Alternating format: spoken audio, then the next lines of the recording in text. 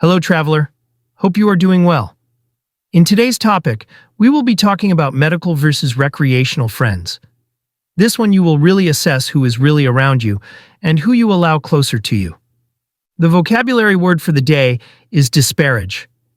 This means to criticize or speak ill of. This word is a verb. Without further ado, let's get into it. First things first, let's go over the words medical and recreational. Medical is the science of medicine and the treatment of illness and injuries. In this scenario, we are going to be using the treatment of illness and injury.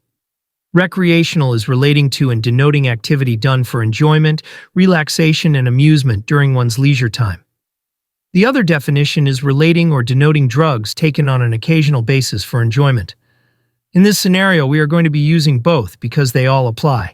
Now that we have a clear understanding of what these are, I will demonstrate how these apply to your friends and the ones you choose to hang around. We must understand why people are even attracted to us and what makes that possible. Some people want to see you for who you really are, whilst other people want to see you as who they really are. This is projecting in a way, but we aren't talking about that this time.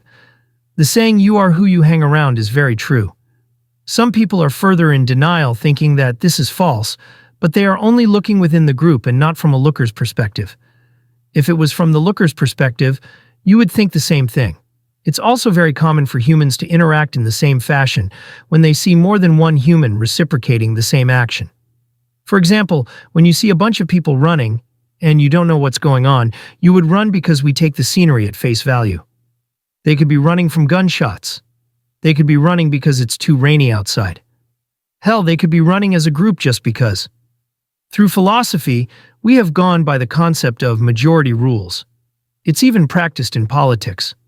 When the president or politician is running for office or for a major event, the ones who are favored the most wins. This is just how things are out here. We don't necessarily make the rules. We vote on who is in higher power to make the decisions for us, and we follow them because of the repercussions if we don't. This keeps order. When you're friends with someone and they genuinely take you for who you are, you will see that this person really wants the best for you. This person is equipped with all this knowledge on how to improve and do better. They don't mind relaying it to you because it actually benefits the both of you. And who knows? Maybe something you didn't learn, or something that you didn't know. Either way, they are always providing you with value. The best thing to do is to surround yourself with like-minded people. Because when you do this, you have no choice but to elevate, bouncing ideas off of each other. You all have to remember this. Iron sharpens iron. This means that we stick together. The more we teach each other, the sharper we get together. It's as plain and simple as that. Easier said than done, but you get the idea. A real and genuine person will tell you how it is. They aren't going to steer you in the wrong direction. These are the kinds of people you want around because they have your best interest at heart. I want you to be able to see for yourself who you have around you. And that's all I'm worried about. This gets my point across to you, so that you can understand where I'm coming from, and we can actually do this. So that you are aware ahead of time. Or so that you have the knowledge already, so that when you are faced with these people, you are prepared. We also tend to gravitate more to the ones that aren't good to us. We already know of this being fun, not boring, and just overall exciting. This is where things start to turn recreational. This friend is the one that you only have around for personal excitement. Doesn't matter who came to who first. It takes two to tango. Each party has a say. So, this person could come off with good intentions at first interaction, which is nice and all, but what is it that you're not showing me? Do you notice how certain people bring out certain emotions within you? It's really just an analysis on what you are seeing. These are the types of friends where you keep them at a distance. Not saying they're bad people, but their ethics just aren't aligned correctly with yours. Which means you are more likely to bump heads. Conjure up different ideas that leave both of you all in disagreement.